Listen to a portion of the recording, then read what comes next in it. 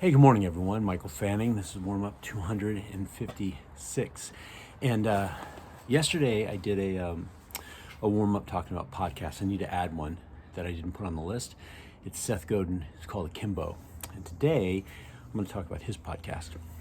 And I'll put a link to his podcast in here. But I deal with this a lot when I do coaching. We deal with this a lot in real estate.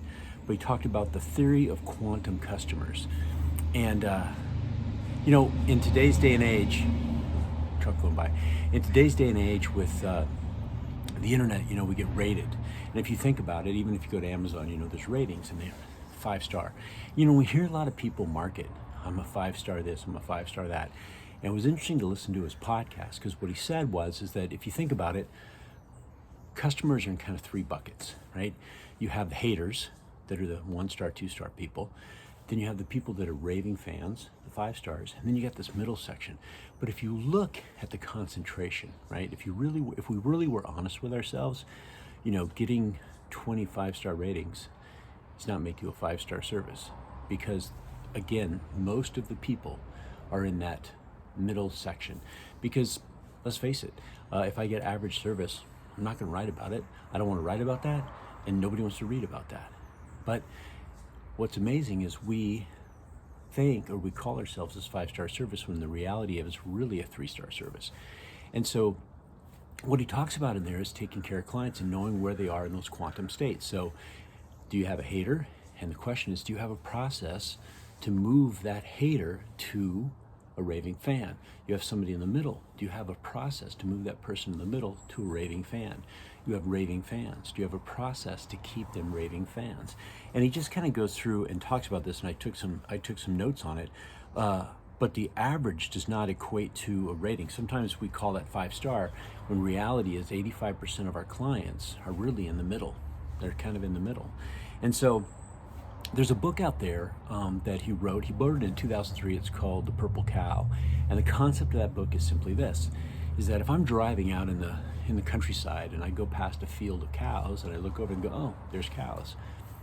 Nothing strange about that. I see cows all the time. That's a cow, right? It's kind of like you think about customer service, right? I got the service I expected.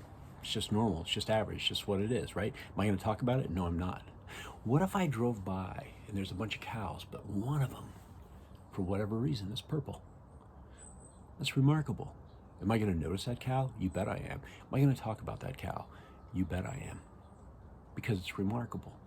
How many of you can honestly say that the service that you provide, no matter where the client is in the spectrum, is remarkable? And I want you to look at every section of your client base and say there is an opportunity there. When somebody is a hater, that's an opportunity for you to have a system and a process to say this: I see you, I hear you, I'm going to fix the problem. And you know what's amazing, and I just went through this not too long ago, but we don't do that anymore. We treat all the clients as the same, and they're not. They're very, very different, and they require different interactions. And he even talks about this in terms of just being able to provide phenomenal service. And it's not so much about the product as it is about making sure that people are heard. And he gives an example there of Tony Hsieh with Zappos. 2 examples. So if you remember Zappos came on when there was a saturation of internet business. And think about it, he's selling shoes online. And last time I checked, if I'm going to buy a pair of shoes, I need to put them on. And are they comfortable? Do they fit the width of my foot? How do they look when they're on, right? And so buying shoes online, that was a difficult at best. But here's what Tony did. When they hired the people, because basically they're people on the phones, right? Because everything you did was online. Most of the time that you were going to interact with them was when you had an issue with the product. And so they would hire people, they'd go through training, 3 weeks of training, and at the end of 3 weeks of training, they'd say, hey, you're all trained, you're ready to go, but here's what we're gonna offer you. We will give you $3,000 if you'll quit today. He incentivized people to quit his company, and here's what he said: if they took the money, they weren't in it. They weren't gonna be good at customer service. If they didn't take the money, they were gonna be phenomenal at customer service, right? Then the next thing they did is that when they were on the phone, bonuses were paid out not by how quickly you could get the client off the phone, but how long you were on the phone with them to move them from a hater to a 5-star rating. And people got bonuses for that. There's a reason why Tony Hsieh was able to sell his company for $1 billion, because he did not build a great online shoe company.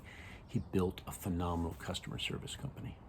And so if you're an entrepreneur, if you're an owner of a company, how well are you creating customer service?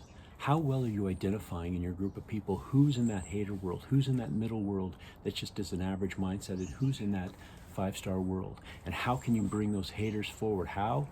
I see you. I hear you. Here's how we're going to fix the problem. How do you bring those people in the middle up? Start providing remarkable service. Become a purple cow, something that they talk about. And how do you keep those people at 5-star?